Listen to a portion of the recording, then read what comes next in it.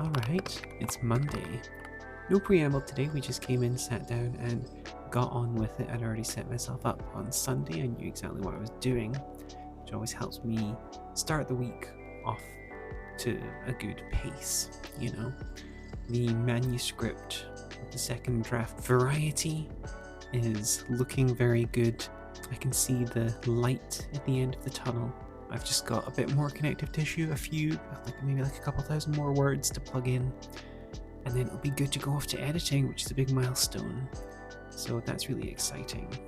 That last sort of 5% can feel like it takes forever, and I always just want to plow through it. Oh, hello! You here to say hi to people today? You're interrupting my recording.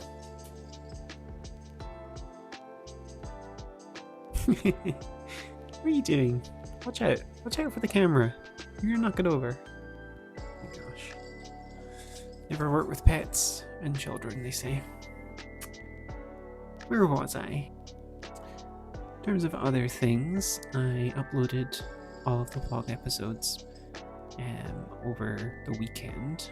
And they're live and in the wild for the first time, which is really cool because I've started to get some folk asking questions, commenting, and whatnot, which is an aspect of the whole vlog making that I hadn't experienced yet necessarily, so it's quite cool. One of the questions that came up, which I thought was really interesting, was how to stay motivated in a job that you're, as mentioned, kind of sitting around in isolation a lot, just kind of working away in your own head. And it got me thinking about my own sort of the way I stay motivated. And I primarily have two sort of ways to motivate myself, and I kind of think of them like a carrot and a stick. The carrot way of trying to motivate myself is I need someone else to talk to about my work. And the best thing that I can say for anyone, regardless of what level of experience you're at in this industry, whether you're just starting out or whether you're a professional who's been at it for decades, is find at least one writing buddy, creative buddy who you vibe with, you can trust to give you like honest feedback and whatnot, and just get into a habit where you are sharing your work back and forth with them. It helps so much with like creating accountability. You're both sort of, if you're sharing your projects with each other, you're asking for advice and workshopping ideas and everything. It makes that lonely process so much more collaborative and exciting, and even just one other creative buddy will ask you questions about your work you hadn't considered, and vice versa. So finding someone who you gel with and you're both invested in sort of, I want my writing buddy, I want their stuff to work, I want my stuff to work. My particular buddy is Sam. You're probably watching this. Sam's one of the folk I mentioned who I actually started sending these vlogs to before I put them public. And for years now, Sam and I have been, both trying to become writers back when we were both just working 9-to-5s. I was working in video games, Sam was working in a draftsman office, and even back then, just we were writing for fun. We would always be sharing our stuff back and forth and talking about how to, be better authors and all this sort of stuff. So, yeah, I think that's a big one for me. That's the carrot. If I'm ever feeling stuck, if I'm ever feeling unmotivated, I know that I can sit down with Sam for like half an hour and just workshop stuff, talk shit, have a creative meetup. We sometimes we drop in and out of structured things as well, where sometimes if we're really wanting to structure it, we'll have like a quarterly meeting, a creative quarterly meeting with my friend, where we'll sit down and say, we'll make a list of goals. This is what I want to do in my personal time creatively this quarter, this like 3 months. And then you sort of like check in every month to see how your friends are getting on.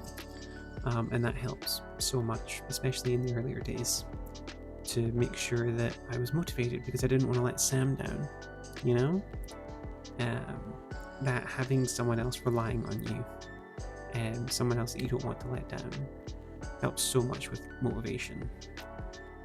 And that's kind of that's the carrot, as I call it.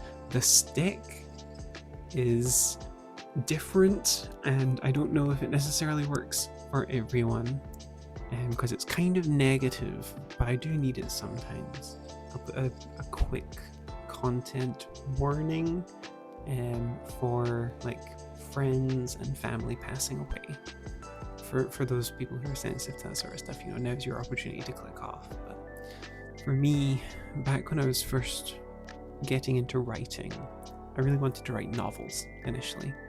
I didn't really consider writing role-playing games as an option for a career. I was working in the video games industry, in a quality assurance department, in a huge video games company, 250, 300 people, and I was burnt out, overworked, but I was still trying to find time where I could to write and develop my own craft. And one of my friends at work would always want to read the stuff that I'd written. She loved the novel that I was writing, and she was always keen for new chapters and whatnot. And then one day, unfortunately, she was diagnosed with terminal cancer, and that fucking sucked.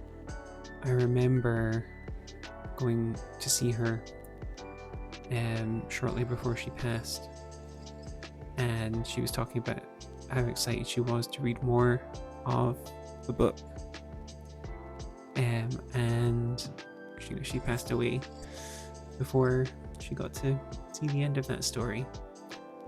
And that kind of changed my brain chemistry a little bit. That was, God, I was still early 20s. I think I was maybe like 24, 25. She was 23, I think. She passed away so young, and it really kind of lit a fire under me about how short life can be, how unexpected it can be. And that's what I like to think of as my stick. If the carrot won't get me going, I can say to myself in this sort of almost like a productive negativity, where I can say I'm only going to be alive for so long. It's like existentialism directed towards something positive. I'm only going to be alive so long. Good will end tomorrow. I need to do something. I want to get my ideas out and into the world. I want to finish them for me and for everyone who enjoys my stuff, And if I find myself stuck, if I find myself that I don't want to do something because it's annoying, boring, or whatever, I have this mental exercise where I try to envision myself lying on my deathbed saying to a palliative care nurse, "Oh, I was going to be a writer, but X stopped me, and X is whatever is bothering me at the time." So those are like the two. These are like my carrot and my stick. Carrot is collaboration, it is accountability, it is working with people who are invested in your success and vice versa, and getting fizzy-brained and excited about it. And the stick is, if that doesn't work, I'm gonna die one day. Could be one day soon. I want to get my goddamn ideas out of my head, and create as much as I can in what little time I have. So one or both of those may work for you, I'm not sure. I certainly know that they're not for everyone. And everybody approaches creativity different, and motivation different. But that's just what's worked for me over the years. So yeah, hopefully that's something you can take away. And otherwise, I'm gonna go for now. I think. Have yourself a wonderful day. If you haven't already, go create something. Something small. Doesn't matter. Write a couple words. Draw a sketch. Doesn't matter, but make something. Because we only have so long to do it, Alright, I'm gonna go. Have a good one. I'll see you tomorrow.